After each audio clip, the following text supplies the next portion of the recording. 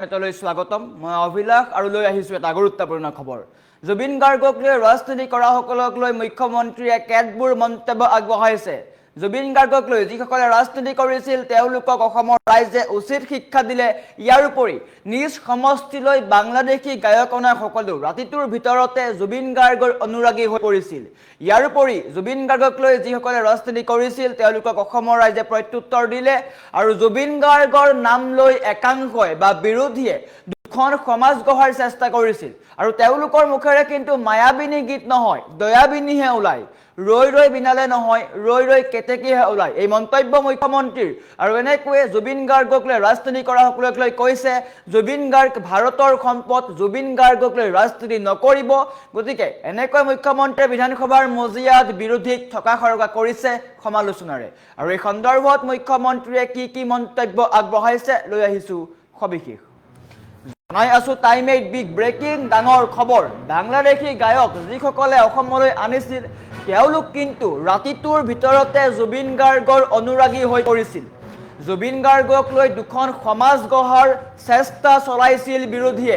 আৰু মুখ্যমন্ত্ৰীয়ে কৈছে জুবিন গাৰ্গক লৈ ৰাজনীতি নহয়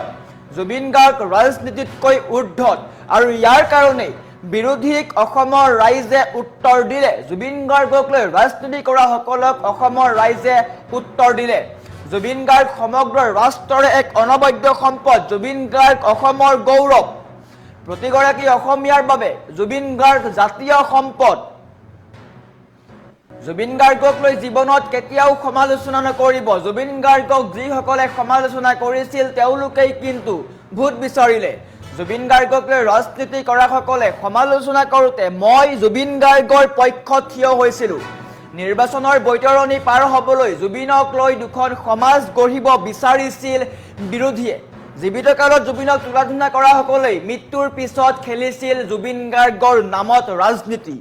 ভোটৰ স্বাৰ্থত ৰাতিটোৰ ভিতৰতে একাংশ লোক হৈছিল জুবিন গাৰ্গৰ অনুৰাগী ভণ্ড অনুৰাগীৰ মুখেৰে জুবিন গাৰ্গৰ মায়াবিনী গীত নহয় তেওঁলোকৰ মুখেৰে দয়াবিনীহে ওলাইছিল যিসকলে ৰাজ্যলৈ বাংলাদেশী আনিছিল তেওঁলোকেই কিন্তু হঠাৎ জুবিন গাৰ্গৰ অনুৰাগীও হৈ পৰিল নিৰ্বাচনী আলোচনাৰ টেবুলত এইবাৰ জুবিন গাৰ্গৰ ফটোৱে স্থান পালে নিৰ্বাচনত এইবাৰ জুবিন গাৰ্গক লৈ ৰাজনীতি কৰা হ'ল কংগ্ৰেছ কাৰ্যালয়ত ৰাজনৈতিক নেতাৰ পৰিৱৰ্তে উলমিল জুবিন গাৰ্গৰ ডাঙৰ ফটো ভোট ভিক্ষা কৰিবলৈ জুবিন গাৰ্গক ৰাজনৈতিক কাৰ্যালয়লৈ কংগ্ৰেছে টানি আনিলে আৰু এনেকৈ জুবিন গাৰ্গক লৈ নিৰ্বাচনৰ পূৰ্বে যিসকলে ৰাজনীতি কৰিছিল তেওঁলোকক সমালোচনাৰে থকা খৰকা কৰিছে মুখ্যমন্ত্ৰী ডক্টৰ হিমন্ত বিশ্ব শৰ্মাই তেওঁ কৈছে যিসকলৰ মুখত মায়াবিনী গান নুফুটে ৰৈ ৰৈ বিনালে নুফুটে তেওঁলোক জুবিন গাৰ্গৰ অনুৰাগী কেনেকৈ ৰাতিটোৰ ভিতৰতে তেওঁলোক জুবিন গাৰ্গৰ অনুৰাগী হৈ পৰিল যিসকলে জুবিন গাৰ্গক নহয় বাংলাদেশী গায়কক অসমত গান গোৱাবলৈ আনে তেওঁলোক জুবিন গাৰ্গৰ অনুৰাগী কেনেকৈ জুবিন গাৰ্গ অসমীয়াৰ সম্পদ জীৱিত কালত জুবিন গাৰ্গৰ নামত এখনো অনুষ্ঠান তেওঁলোকে নাপাতে জুবিন গাৰ্গক গান গাবলৈ নমতা সকলে বাংলাদেশী গায়ক আনি অসমত গান গোৱায় আৰু তেওঁলোকেই জুবিন গাৰ্গক লৈ ৰাজনীতি কৰে মুখ্যমন্ত্ৰীয়ে স্পষ্টকৈ কৈছে জুবিন গাৰ্গ অসমৰ সম্পদ জুবিন গাৰ্গক লৈ ৰাজনীতি নকৰিব জুবিন গাৰ্গক লৈ ৰাজনীতি কৰাৰ উত্তৰ অসমবাসীয়ে কংগ্ৰেছক দিলে জুবিন গাৰ্গক লৈ ৰাজনীতি নহয় জুবিন গাৰ্গ ৰাজনীতিতকৈ ঊৰ্ধ্বত যিসকলে বাংলাদেশীৰ পৰা বা বাংলাদেশী গায়ক অসমলৈ আনিছিল তেওঁলোক কিন্তু ৰাতিটোৰ ভিতৰতে জুবিন অনুৰাগী হৈ পৰিল জুবিন ক্ষেত্ৰলৈ বাছে বাছে তেওঁলোক গ'ল আৰু যিসকল জুবিন গাৰ্গৰ প্ৰকৃত অনুৰাগী তেওঁলোক কিন্তু পিছ পৰি গ'ল মায়াবিনী গোৱাসকল পিছ পৰি গ'ল দয়াবিনী গোৱাসকল আগবাঢ়ি গ'ল তেওঁলোকে দেখুৱালে ভণ্ড ৰাজনীতি কৰিলে বুলি উল্লেখ কৰিছে তেওঁলোকে জুবিন গাৰ্গৰ নাম লৈ নিৰ্বাচনৰ পূৰ্বে ৰাজনীতি কৰিলে দুখন সমাজ গঢ়াৰ চেষ্টা কৰিছিল কংগ্ৰেছে বিৰোধীয়ে দুখনকৈ সমাজ গঢ়াৰ চেষ্টা কৰিছিল নিৰ্বাচনৰ পূৰ্বে বিজেপিৰ কাৰ্যালয়ত নৰেন্দ্ৰ মোদীৰ ফটো থাকে কংগ্ৰেছৰ কাৰ্যালয়ত ৰাজীৱ গান্ধীৰ ফটো থাকে কিন্তু এইবাৰ কংগ্ৰেছে নিয়ম সলনি কৰিলে কংগ্ৰেছে নিয়ম সলনি কৰি জুবিন গাৰ্গৰ ফটো ৰাজীৱ ভৱনত আৰি দিলে এই আটাইতকৈ ডাঙৰ ৰাজনীতি বুলি কৈছে জুবিন গাৰ্গক লৈ যিসকলে ৰাজনীতি কৰিছিল তেওঁলোকক লৈ মুখ্যমন্ত্ৰীয়ে মন্তব্য আগবঢ়াইছে জুবিন গাৰ্গ ৰাজনীতিতকৈ ঊৰ্ধত গতিকে যিসকলে জুবিন গাৰ্গক লৈ ৰাজনীতি কৰে তেওঁলোকক লৈ সকলো কঠোৰ হ'ব লাগে বুলি উল্লেখ কৰিছে আমাৰ ওচৰত মুখ্যমন্ত্ৰীৰ এক্সক্লুসিভ মন্তব্য আছে আমি দেখুৱাই লোৱাৰ চেষ্টা কৰিম অসমৰ ৰাইজে উত্তৰ দিলে যে জুবিন গাৰ্গক লৈ ৰাজনীতি নকৰিবা তেওঁ আমাৰ সম্পত্তি যিসকলে নিজৰ জীৱনত নিজৰ সমষ্টিলৈ এবাৰো অনুষ্ঠানৰ বাবে নিমন্ত্ৰণ কৰা নাছিলে ৰাতি ৰাতি তেওঁলোক জুবিনৰ সমৰ্থক হৈ পৰিছিল যিসকলে নিজৰ সমষ্টিত বাংলাদেশৰ পৰা সদায় গায়ক আনিছিল ৰাতি ৰাতি তেওঁলোক জুবিন গাৰ্গৰ সমৰ্থক হৈ পৰিল জুবিনক সমালোচনা কৰিছিল ব্যক্তিগতভাৱে তেওঁৰ লগত মই সদায় থিয় হৈ আছিল দয়াবিনী আৰু মায়াবিনীৰ ভিতৰত অধ্যক্ষ মহোদয় নিৰ্বাচনৰ আগত আৰু এটা বিতৰ্ক আৰম্ভ কৰা হৈছিল মায়াবিনী আৰু দয়াবিনী জুবিন গাৰ্গ আমাৰ হিয়াৰ আমঠু আছিল জুবিনৰ মায়াবিনীয়ে অজস্ৰ অসমীয়াক ৰোমাঞ্চিত কৰে জুবিনৰ গানে জুবিনৰ শিল্পই জুবিনৰ জীয়নে অজস্ৰ অসমীয়া যুৱক যুৱতীক যুগে যুগে প্ৰভাৱিত কৰি থাকিব অধ্যক্ষ মহোদয় মই গৌৰৱেৰে কম আৰু মই আজিও অত্যন্ত গৌৰৱেৰে কম নিৰ্বাচনৰ পিছত জুবিনৰ জীৱন পৰিক্ৰমাত যেতিয়াই জুবিনক আজি জুবিনৰ নাম লৈ ৰাজনীতি কৰিব বিচৰা সকলে যেতিয়া জুবিনক সমালোচনা কৰিছিল ব্যক্তিগতভাৱে তেওঁৰ লগত মই সদায় থিয় হৈ আছিল মই সদায় কৈছিল যে জুবিন ৰাষ্ট্ৰৰ সম্পদ জুবিন অসমীয়াৰ সম্পদ জুবিনক জীৱনত সমালোচনা নকৰিবা জুবিনৰ যেতিয়া মৃত্যু হ'ব আমি সকলোৱে কান্দিব লাগিব আৰু ই মোৰ কোৱা কথা নহয় মোৰ এই বক্তব্য বহুকেইটা বক্তব্য সোশ্যাল মিডিয়াত ঘূৰি আছে অধ্যক্ষ মহোদয় জুবিনক জীৱনত সন্মান কৰা আৰু মৃত্যুৰ পিছত ব্যৱহাৰ কৰিব বিচৰা দুখন সমাজৰ সৃষ্টি হৈছিল ইলেকশ্যনৰ আগত যিসকলে জীৱনকালত জুবিনক নিৰ্মমভাৱে সমালোচনা কৰিছিল তেওঁলোকে জুবিনৰ সমাধিলৈ গৈ অসমৰ ৰাজনৈতিক যুদ্ধখনক তেওঁলোকৰ ফালে লৈ যাবলৈ চেষ্টা কৰি যিসকলে নিজৰ জুবিনক যিসকলে নিজৰ জীৱনত নিজৰ সমষ্টিলৈ এবাৰো অনুষ্ঠানৰ বাবে নিমন্ত্ৰণ কৰা নাছিলে ৰাতি ৰাতি তেওঁলোক জুবিনৰ সমৰ্থক হৈ পৰিছিল কিন্তু দুৰ্ভাগ্য তেওঁলোকৰ মুখেদি মায়াবিনী ওলাইছিল তেওঁলোকৰ মুখেদি দয়াবিনী ওলাইছিল কোনো কথা নাই যিসকলে নিজৰ সমষ্টিত বাংলাদেশৰ পৰা সদায় গায়ক আনিছিল ৰাতি ৰাতি তেওঁলোক জুবিন গাৰ্গৰ সমৰ্থক হৈ পৰিল অধ্যক্ষ মহোদয় আপুনি বৰপেটাত ৰাজনীতি কৰে বৰপেটাৰ বহু অঞ্চলত যোৱা 30 বছৰত এবাৰো জুবিন গাৰ্গৰ অনুষ্ঠানটো হোৱা নাছিল তাৰ পৰা বাছে বাছে মানুহ জুবিনৰ সমাধিলৈ আহিব আৰম্ভ কৰিলে জুবিনৰ সমাধিলৈ আহিবলৈ আৰম্ভ কৰিলে আমি মায়াবিনী বিলাক কৰবাত পিছুৱাই গলো দয়াবিনী বিলাক আগুৱাই গল মায়াবিনী পিছুৱাই গল দয়াবিনী বিলাকে সমাধি ক্ষেত্ৰখন দখল কৰি লল এতিয়া কোনো নাই অধ্যক্ষ যদি আমি কওঁ যে অমুক মন্ত্ৰীৰ পত্নীয়ে মেখেলাখন তলত পিন্ধিছে ওপৰত পিন্ধিছে ই কেতিয়াও ৰাজনৈতিক বিতৰ্ক হ'ব নোৱাৰে অধ্যক্ষ মহোদয় ইলেকশ্যন মেনিফেষ্টোত জুবিন গাৰ্গক লৈ আহিল আৰু অধ্যক্ষ মহোদয় আপুনি আচৰিত হ'ব ইলেকশ্যনৰ দিনা যে ইলেকশ্যনৰ টেবুল সেই টেবুলৰ সন্মুখত জুবিন গাৰ্গৰ ফটো লগাই দিয়া অধ্যক্ষ মহোদয় ইলেকশ্যনৰ আগত এটা বিশেষ ৰাজনৈতিক দলৰ অফিচৰ সন্মুখত সেই ৰাজনৈতিক দলৰ সভাপতিজনৰ ফটো নাছিলে বিজেপিৰ কাৰ্যালয়ৰ সন্মুখত বাজপেয়ী নৰেন্দ্ৰ মোদীৰ ফটো দেখা পোৱা যায় কংগ্ৰেছৰ কাৰ্যালয়ৰ সন্মুখত ৰাজীৱ গান্ধী ইন্দিৰা গান্ধী ৰাহুল গান্ধীৰ ফটো দেখা পোৱা যায় এইবাৰ বদলি গল অধ্যক্ষ মহোদয় সদায় বদলি থাকিবনে নাই এইবাৰ বদলি গ'ল অধ্যক্ষ মহোদয়।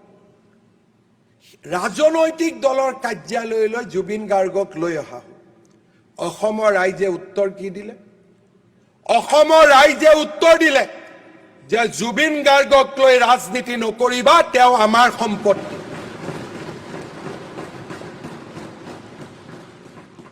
ই আমাক শিকাই থৈ গ'ল যে ভূপেন হাজৰিকাক লৈ ৰাজনীতি নহয়, জুবিন গাৰ্গক লৈ ৰাজনীতি নহয়, শংকৰদেৱক লৈ ৰাজনীতি নহয়, মাধৱদেৱ দামোদৰদেৱক লৈ ৰাজনীতি নহয়, জ্যোতিপ্ৰসাদ আগৰৱালা বিষ্ণুপ্ৰসাদ ৰাভাক লৈ ৰাজনীতি নহয়। অসমৰ ৰাইজে উত্তৰ দিলে যে জুবিন গাৰ্গক লৈ ৰাজনীতি নকৰিবা, তেওঁ আমাৰ সম্পত্তি। যিসকলে নিজৰ জীৱনত নিজৰ সমষ্টিলৈ এবাৰো অনুষ্ঠানৰ বাবে নিমন্ত্ৰণ কৰা নাছিলে, ৰাতি ৰাতি তেওঁলোক জুবিনৰ সমৰ্থক হৈ পৰিছিল। যিসকলে নিজৰ সমষ্টিত বাংলাদেশৰ পৰা সদায় গায়ক আনিছিল, ৰাতি ৰাতি তেওঁলোক জুবিন গাৰ্গৰ সমৰ্থক হৈ পৰিল। জুবিনক সমালোচনা কৰিছিল, ব্যক্তিগতভাৱে তেওঁৰ লগত মই সদায় থিয় হৈ আছিল। দয়াবিনী আৰু মায়াবিনীৰ ভিতৰত অধ্যক্ষ মহোদয়, নিৰ্বাচনৰ আগত আৰু এটা বিতৰ্ক আৰম্ভ কৰা হৈছিল, মায়াবিনী আৰু দয়াবিনী। জুবিন গাৰ্গ আমাৰ হিয়াৰ আমঠু আছিল। জুবিনৰ মায়াবিনীয়ে অজস্ৰ অসমীয়াক ৰোমাঞ্চিত কৰে। জুবিনৰ গানে, জুবিনৰ শিল্পই, জুবিনৰ জীৱনে অজস্ৰ অসমীয়া যুৱক যুৱতীক যুগে যুগে প্ৰভাৱিত কৰি থাকিব। অধ্যক্ষ মহোদয়, মই গৌৰৱেৰে কম আৰু মই আজিও অত্যন্ত গৌৰৱেৰে কম, নিৰ্বাচনৰ পিছত জুবিনৰ জীৱন পৰিক্ৰমাত যেতিয়াই জুবিনক আজি জুবিনৰ নাম লৈ ৰাজনীতি কৰিব বিচৰাসকলে যেতিয়া জুবিনক সমালোচনা কৰিছিল,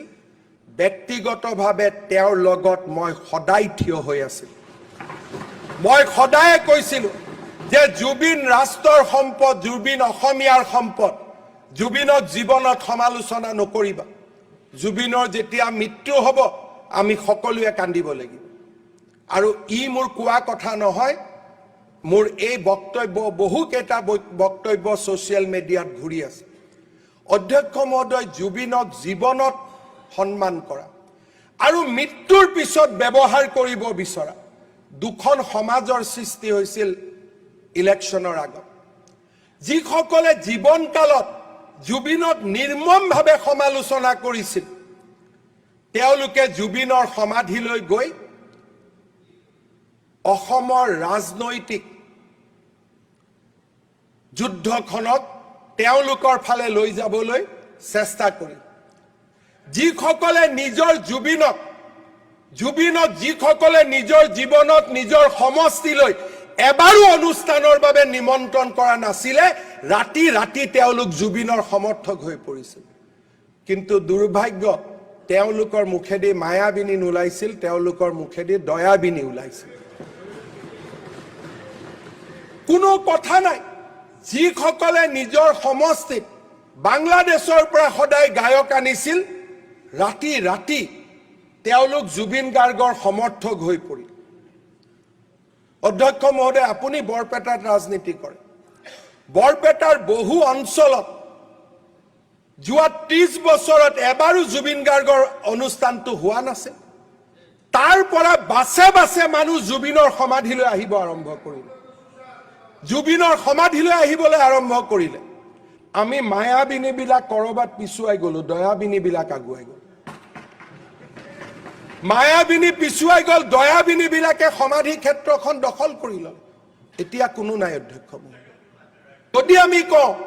যে অমুক মন্ত্ৰীৰ পত্নীয়ে মেখেলাখন তলত পিন্ধিছে, ওপৰত পিন্ধিছে, ই কেতিয়াও ৰাজনৈতিক বিতৰ্ক হ'ব নোৱাৰে। অধ্যক্ষ মহোদয়, ইলেকশ্যন মেনিফেষ্টোত জুবিন গাৰ্গক লৈ আহিল। আৰু অধ্যক্ষ মহোদয়, আপুনি আচৰিত হ'ব, ইলেকশ্যনৰ দিনা যে ইলেকশ্যনৰ টেবুল, সেই টেবুলৰ সন্মুখত জুবিন গাৰ্গৰ ফটো লগাই দিয়া। অধ্যক্ষ মহোদয়, ইলেকশ্যনৰ আগত এটা বিশেষ ৰাজনৈতিক দলৰ অফিচৰ সন্মুখত সেই ৰাজনৈতিক দলৰ সভাপতিজনৰ ফটো নাছিলে। বিজেপিৰ কাৰ্যালয়ৰ সন্মুখত বাজপেয়ী নৰেন্দ্ৰ মোদীৰ ফটো দেখা পোৱা যায়। কংগ্ৰেছৰ কাৰ্যালয়ৰ সন্মুখত ৰাজীৱ গান্ধী, ইন্দিৰা গান্ধী, ৰাহুল গান্ধীৰ ফটো দেখা পোৱা যায়। এইবাৰ বদলি গ'ল অধ্যক্ষ মহোদয়, সদায় বদলি থাকিবনে নাই? এইবাৰ বদলি গ'ল অধ্যক্ষ মহোদয়। ৰাজনৈতিক দলৰ কাৰ্যালয়লৈ জুবিন গাৰ্গক লৈ অহা হ'ল। অসমৰ ৰাইজে উত্তৰ কি দিলে? অসমৰ ৰাইজে উত্তৰ দিলে যে জুবিন গাৰ্গক লৈ ৰাজনীতি নকৰিবা, তেওঁ আমাৰ সম্পত্তি।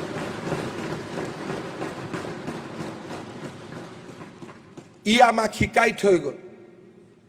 যে ভূপেন হাজৰিকাক লৈ ৰাজনীতি নহয়,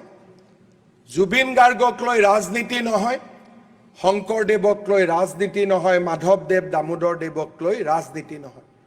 জ্যোতিপ্ৰসাদ আগৰৱালা